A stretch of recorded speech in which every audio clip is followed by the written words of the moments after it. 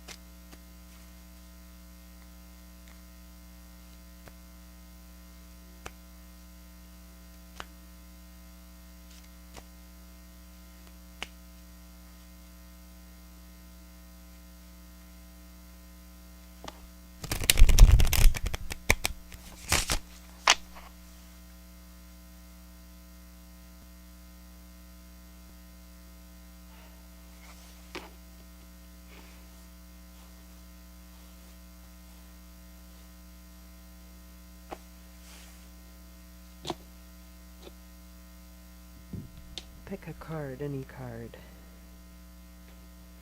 No, this one. I haven't done it like this yet. You are the first Sagittarius. The first house, the house of self, and the house of beginnings, is governed by Aries and the planet Mars, fellow fire sign.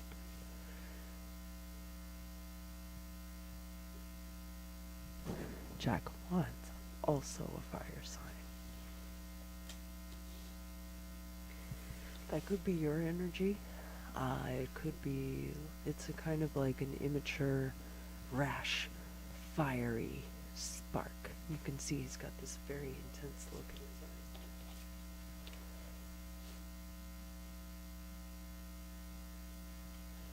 eyes. Like some kind of debonair dandy from a period.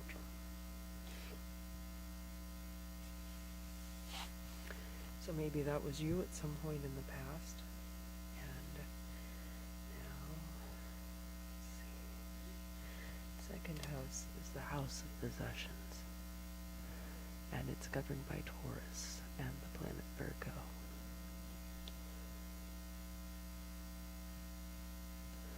So,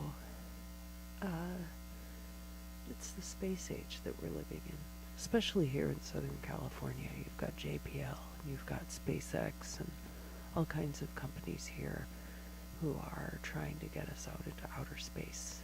And I think for you, Sagittarius, as far as your possessions are concerned, the sky is the limit.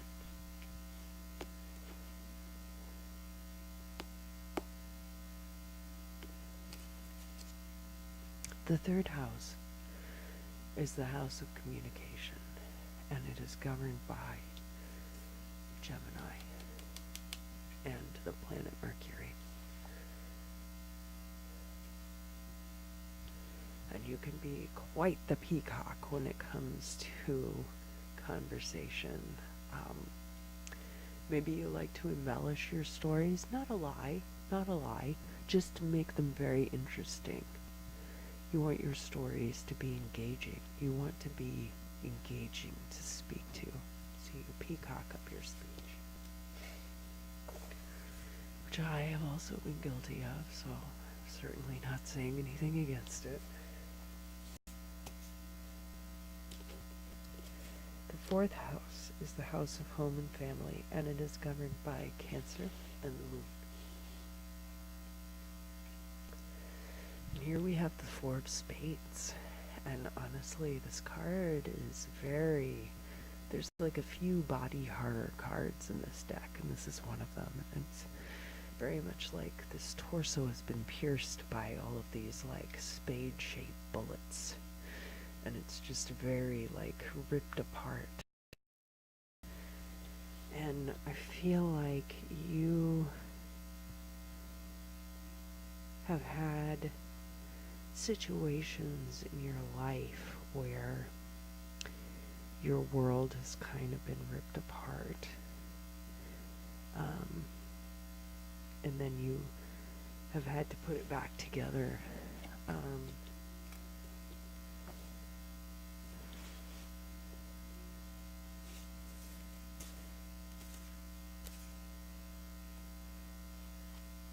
The fifth house is the house governed by Leo. And it is also governed by the sun. It's the house of creativity and passions.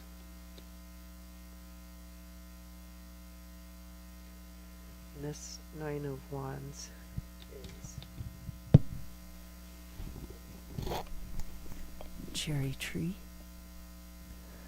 And it's very much like life is a bowl of cherries. A 9 in the tarot I treat a little bit differently. Like 9 in a deck of cards like this, I would go more by like how the imagery is, which is this delicious and delectable fruit. So it would be a little more like the 9 of Cups.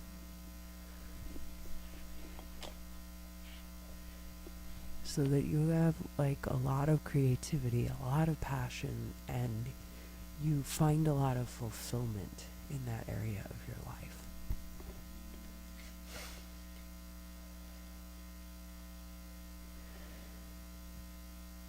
The sixth house is governed by Virgo and Mercury, and it is all about your daily life and your health.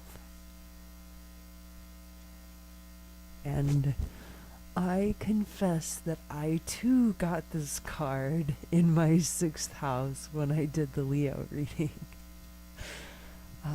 Go to a doctor. Get anything that you have been concerned about, get it checked out. Start getting all of your health in order in 2019, more so than any other time before.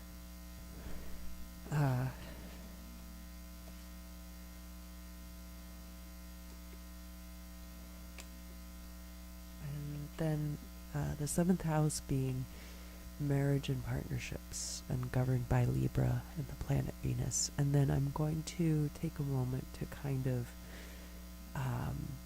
look at the whole spread together and make sure that I'm keeping up with all of the interconnecting themes.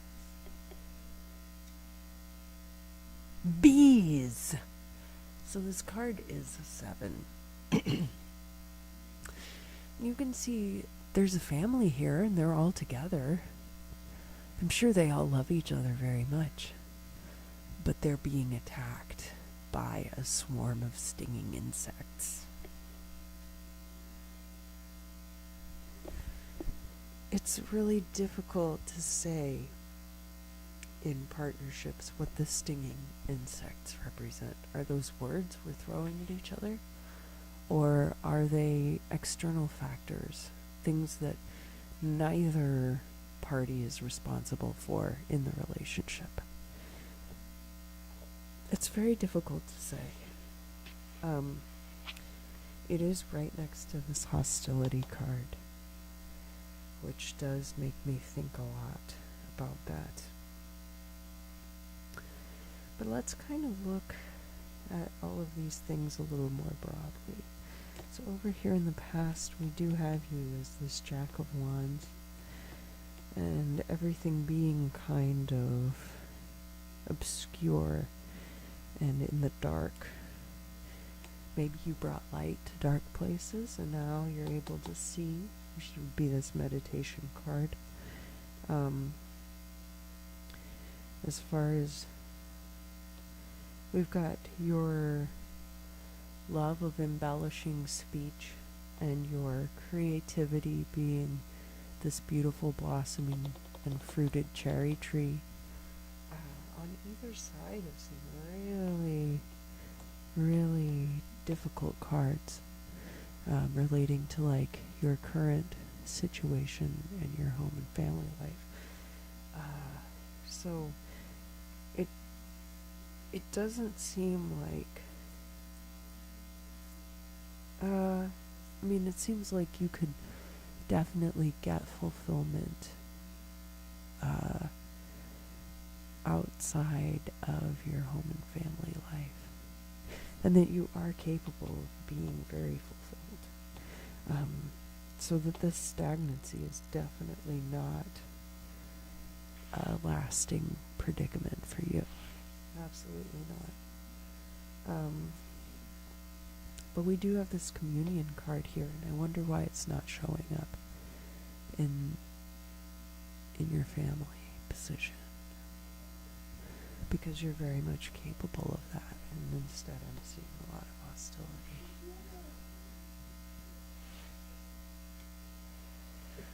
Alright, the 8th house, Scorpio and Pluto, sex, death, and other people's money.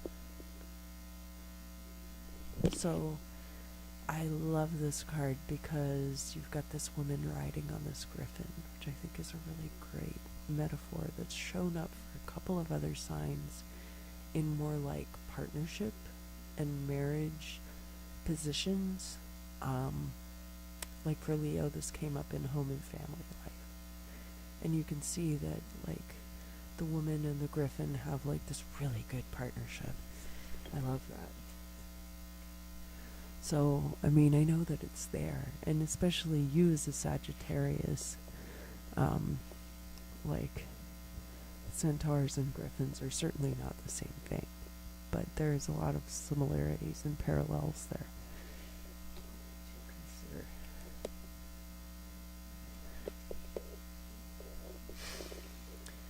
The 9th house, which is your house, also governed by the planet Jupiter, is the house of travel and higher education. We have the 9 of Hearts, which is a wish fulfillment card. Anything that your heart desires. And it's showing up in your house. So while it could relate directly to travel and higher education, it could just be anything that you want.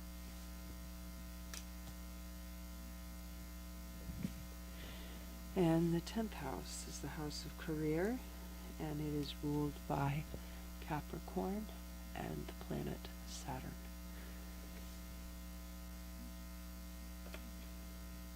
And this King of Spades is a very bullheaded character, very stubborn. I feel like his heart is in the right place. Maybe this person is a Capricorn in your life. Could be a boss. Could be your relationship with bosses, that you see them all as being kind of like these stubborn dictators. But you can have whatever you want, so just be your own boss. But don't become your own stubborn dictator. Alright. The 11th house is Aquarius ruled, and also ruled by Uranus. And it is the house of hopes and wishes. And we do in fact have some air energy coming through. This could be an Aquarius. The Jack of Spades he's very steampunk in this deck. But it's somebody who doesn't mince words. They're able to cut right through to the truth. And that can be good or it can be bad. You can use that power for good or you can hurt people with it. All right, here we go, the last card of the reading. The 12th house is the house of endings. It's the house of the future. Pisces is a mutable water sign. What better way to describe things which we have not yet seen? And it's the 10 of wands, 10 of clubs. This card is all about being so established in something, so rooted in something, that there's no chance of you ever being unseated. It's a very final kind of an energy, but it's also very